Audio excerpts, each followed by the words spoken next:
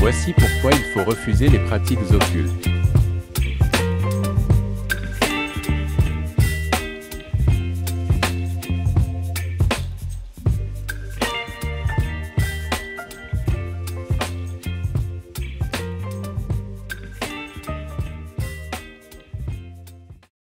Comme je le disais, si on applique la nouvelle stratégie, les ventes vont augmenter. Nous devons donc nous focaliser sur cette nouvelle stratégie. Voilà. Très bonne présentation, Diane. Bravo.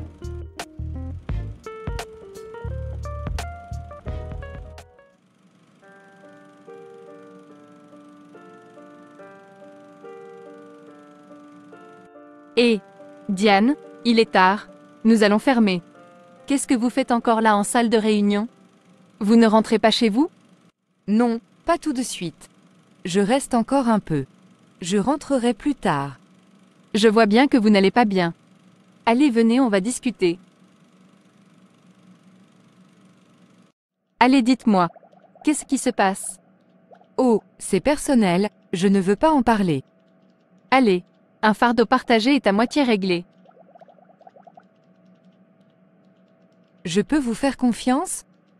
Oui, bien sûr. Parlez-moi. Je peux peut-être vous aider.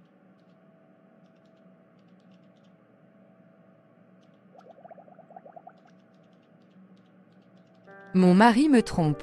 Et ça devient invivable chez moi. Des fois, il ramène ses maîtresses chez nous. C'est pour cela que je préfère rester au travail. Ah oui? C'est un petit problème ça. Pardon? Écoute, on peut se tutoyer? Oui. Je peux te présenter quelqu'un qui va faire que ton mari ne regarde plus jamais une autre femme. Si tu es d'accord avec ce que je vais te proposer, il te mangera dans la main pour toujours. Tu feras ce que tu veux de lui. Ah bon? Qu'est-ce que c'est? Je vais t'expliquer tout ça. Qu'est-ce que tu fais samedi? Je peux passer te chercher chez toi et je t'expliquerai tout ça. Ok. Mais qu'est-ce qu'elle fait? Il est déjà 21 heures. Qu'est-ce que je vais dire à mon mari?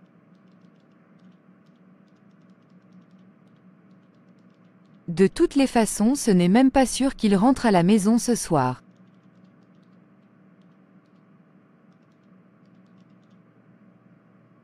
Qu'est-ce qui s'est passé? Pourquoi tu viens à cette heure tardive? Je t'attendais plus tôt. J'étais très occupée. Il fallait que je réunisse un certain nombre de choses. C'est pour t'aider. Ah bon?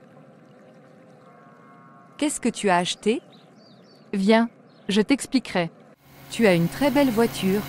Elle est très luxueuse. Oui, j'ai beaucoup de belles choses. Toi aussi tu pourras avoir tout ça.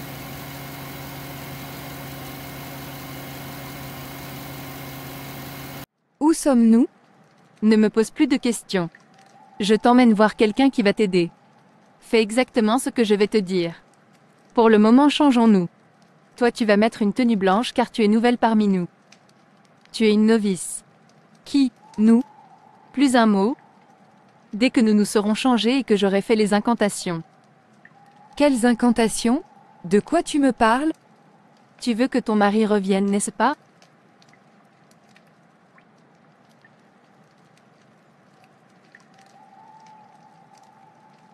Oui ou non?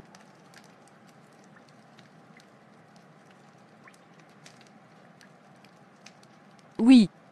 Maintenant fais ce que je te dis. Allez, dépêche-toi. Il faut que nous soyons prêtes avant minuit. Dépêche-toi et ne parle plus. Laisse-moi faire à partir de maintenant si tu veux rester en vie.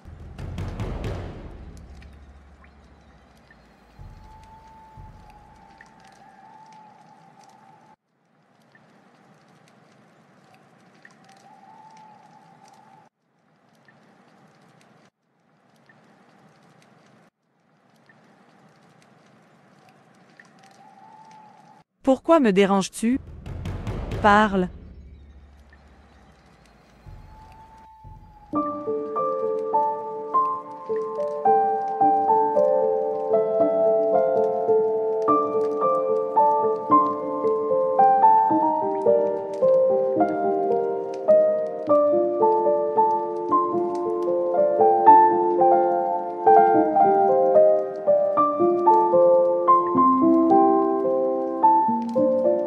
Très bien, elle aura tout ça, mais il y a des conditions. Si elle accepte, je pourrais faire le travail sur elle. Maintenant que tu as été lavé, tu as bien compris les conditions? Oui. Attention, tu ne peux plus reculer. Je ne vais pas reculer. Ah, ma chérie, tu es magnifique. Merci. Tu ne sors plus?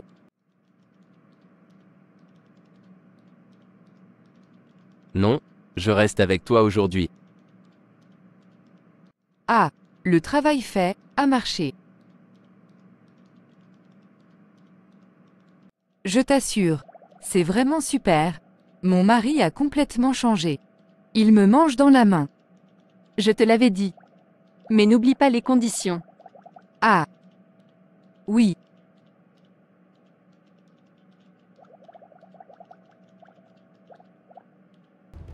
Je t'avais donné une condition à remplir.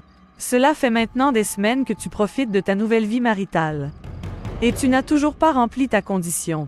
C'est-à-dire, aller avec d'autres hommes que ton mari. Comme tu n'as pas respecté cette condition, tu seras puni.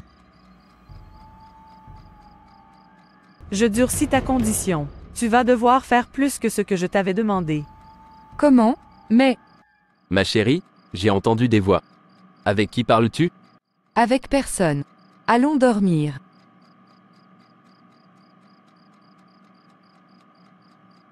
Linda, je suis fatiguée de cette vie. Tu te rends compte que je suis obligée de tromper mon mari. C'est quoi cette condition? C'est la rançon de la gloire, ma belle. Et puis de quoi tu te plains? Ton mari ne quitte plus la maison. Et en plus tu brilles. Tu as maintenant beaucoup d'argent. Tout ça c'est bien, mais je suis maintenant fatiguée de tout ça. Arrête. Et puis, vois comme tous les hommes du restaurant te regardent. Le charme que la sirène a fait sur toi marche. Alors arrête de te plaindre et profite. Tu vois?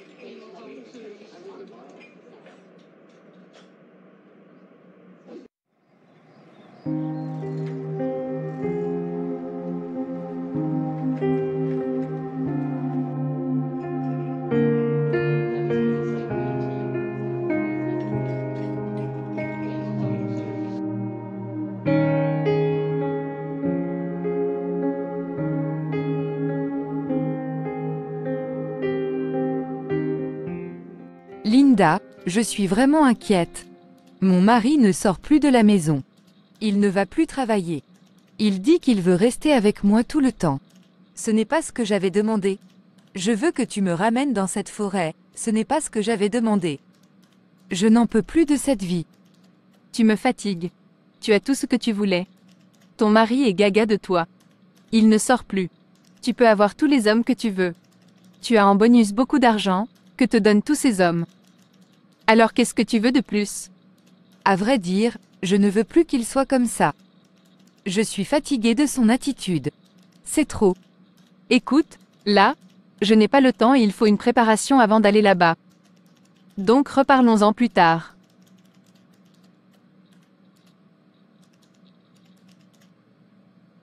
Il est déjà 21h.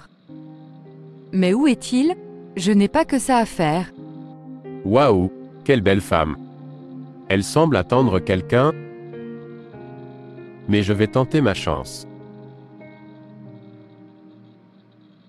Bonjour mademoiselle. C'est madame. Ah, Mais je suis libre, si c'est la question. ah ça on peut dire que c'est direct. Waouh, il est pas mal. Je t'assure Linda, il est vraiment très beau. Je pense que je suis en train de m'attacher à lui. Attention. Tu sais très bien que tu n'as pas le droit de tomber amoureuse des hommes que tu fréquentes. Tu vas briser une autre condition.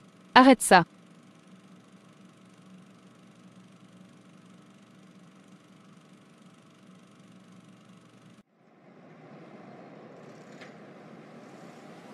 Repentez-vous, répentez-vous mes amis, car le royaume des cieux est plus proche que vous ne le pensez. Maintenant que vous avez encore le temps, maintenant que vous êtes en bonne santé, Maintenant que vous avez encore le souffle de vie, pensez à l'après. Pensez à ce que vous allez devenir. Comme il est écrit dans le livre de Marc au chapitre 1 au verset 15, il disait, « Le temps est accompli, et le royaume de Dieu est proche. Repentez-vous, et croyez à la bonne nouvelle. » Voici ce que dit l'Éternel dans le livre de Jérémie 18 au chapitre 11 à 17. Parle maintenant aux hommes de Juda et aux habitants de Jérusalem, et dis, « Ainsi parle l'Éternel. Voici, je prépare contre vous un malheur, je médite un projet contre vous.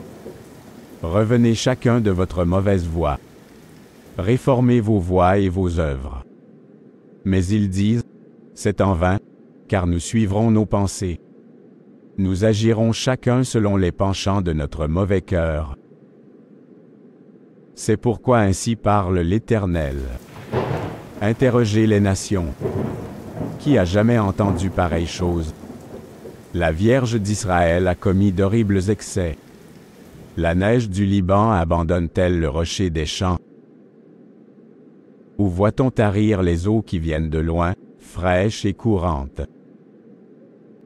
Cependant mon peuple m'a oublié. Il offre de l'encens à des idoles. Il a été conduit à chanceler dans ses voies, à quitter les anciens sentiers, pour suivre des sentiers, des chemins non frayés.